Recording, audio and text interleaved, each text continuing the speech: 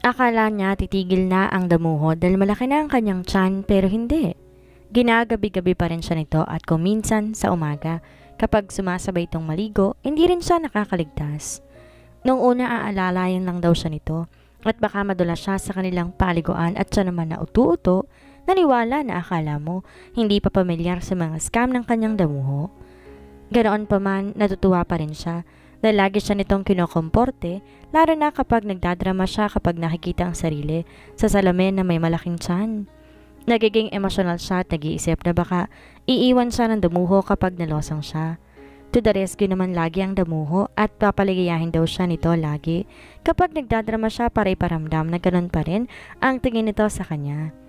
Di sila masyado naglalabas pero na lamang kapag nag-iikot sila sa park para maglakad-lakad siya at magpahangin.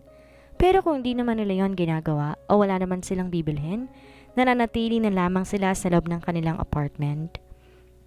Hindi rin naman siya nababagot kapag kasamang damuho. Sa kakulitan pa lamang nito, libang na siya. Hapon at habang abala ang damuho sa laptop nito, siya na may nanonood ng balita sa telebisyon. And for our business news, giant automotive company Montero Motors Corporation is in big trouble.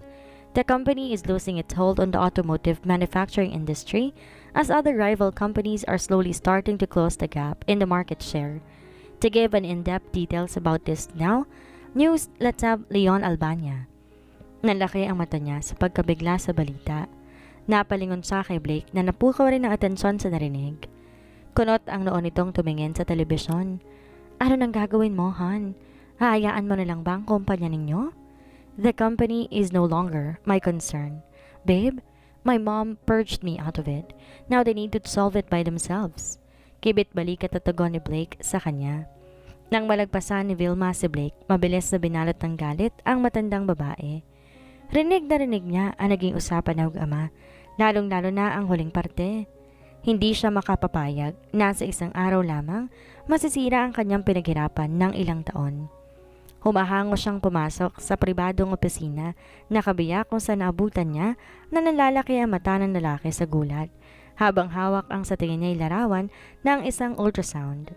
Napatingin to sa kanya. What the hell did I just heard? You're entrusting the company to Blake again?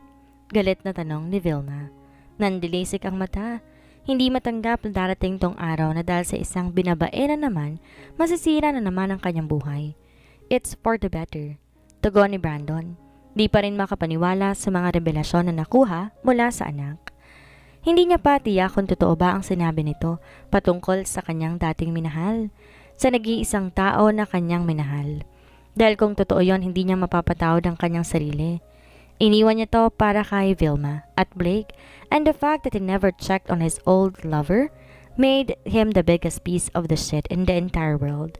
How is this for the better? You remove me from the position without even telling me? You don't have the right to do this to me. Malakas na sigaw ni Vilma mula sa kabilang panig ng pribadong opisina. I have the right to do what I just did?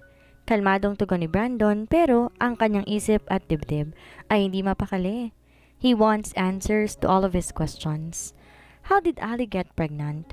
And if ever that is true, he might have gotten Ephraim pregnant too. Naparunok siya. The legacy of Montero is on the line. I could not risk it. Is it how long you're going to pay me? Cut it, Vilma.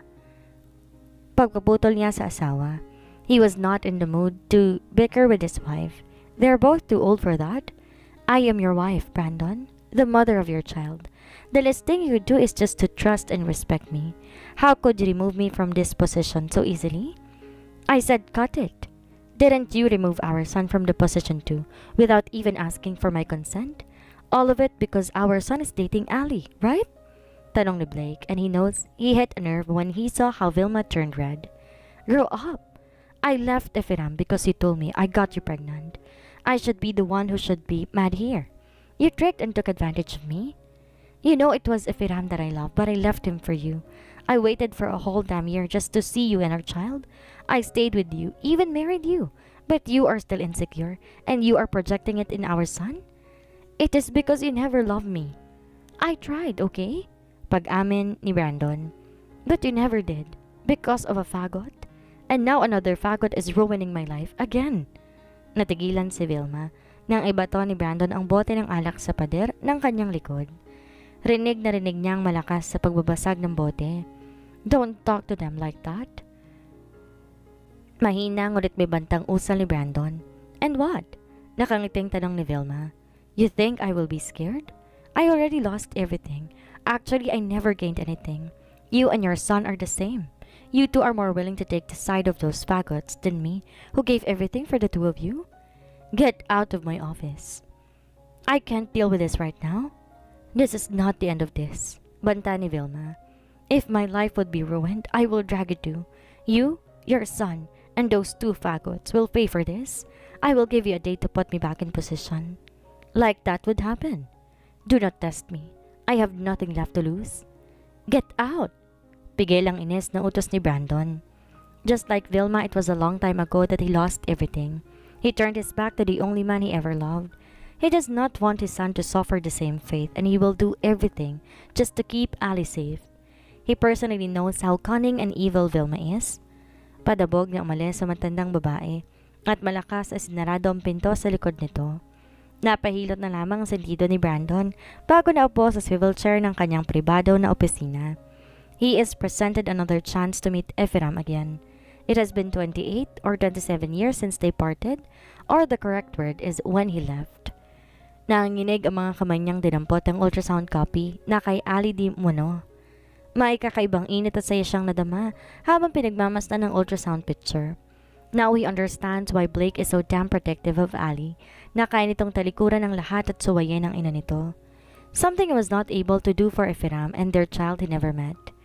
Nanginginig ang kamay niya, kinuhang telepono, pero hindi niya nagawang tawagan ng kanyang anak. Naduduwag siya. Wala siyang mukhang mayaharap kay Ephraim. Kapag nagkataon, inis niyang inilapag ang telepono. He needed to think. Kailangan niya pa rin pag-isipan kung paano pipigilan si Vilma. Those are not empty threats. Alam niya, kaya nito yung gawin kung kinakailangan.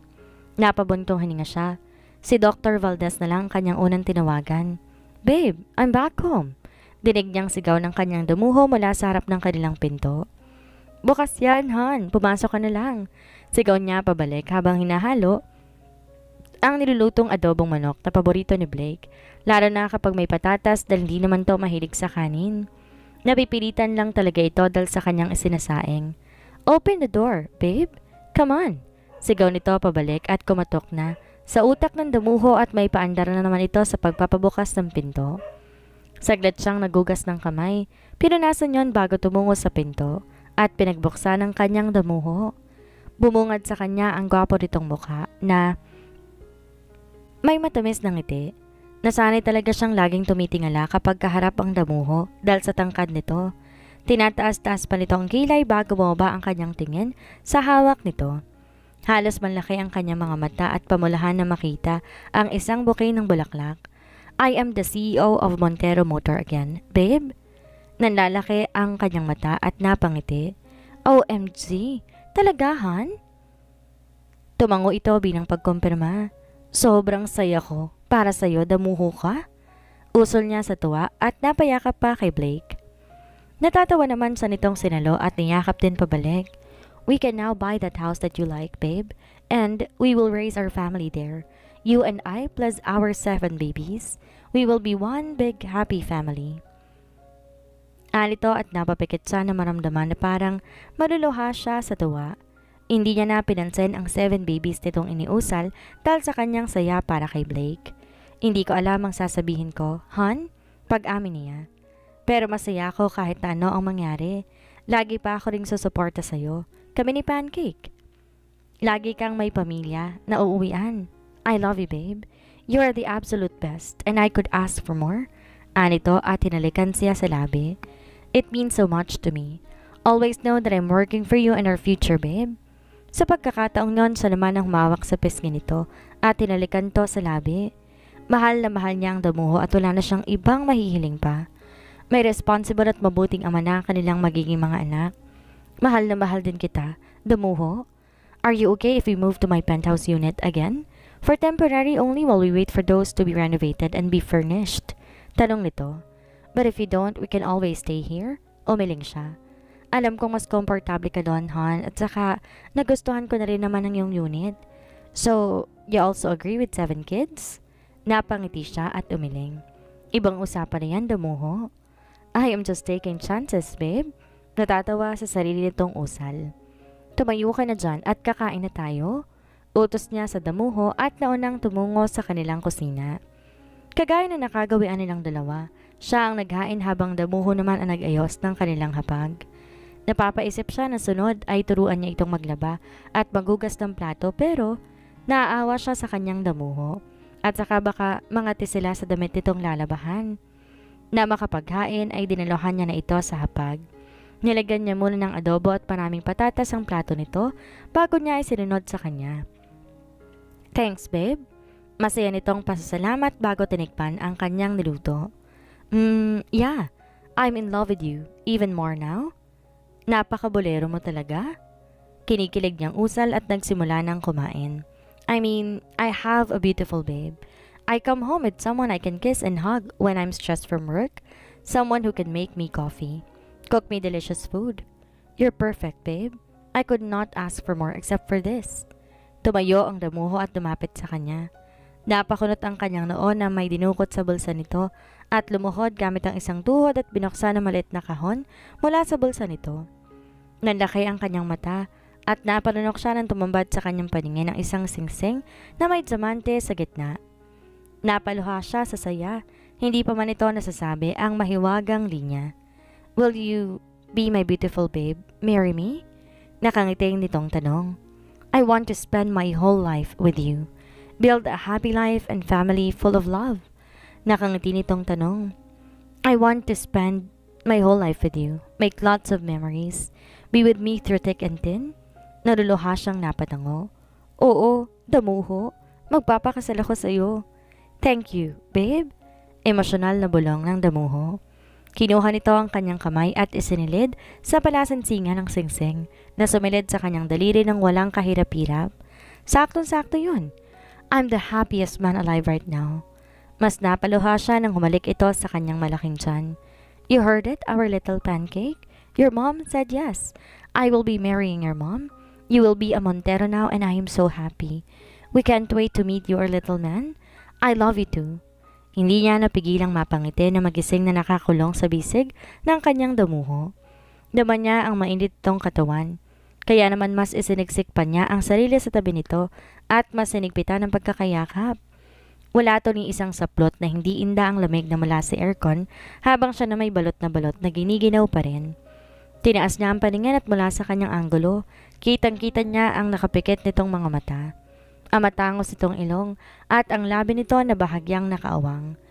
Hindi pa rin siya makapaniwala na fiancé na niya ang gwapong damuho na nasa kanyang tabi. Bukod sa mapapangasawa na niya ito, pinagdadalang tao niya rin ang kanilang panganay at lahat ng iyon ay nangyari sa loob lamang ng 5 buwan.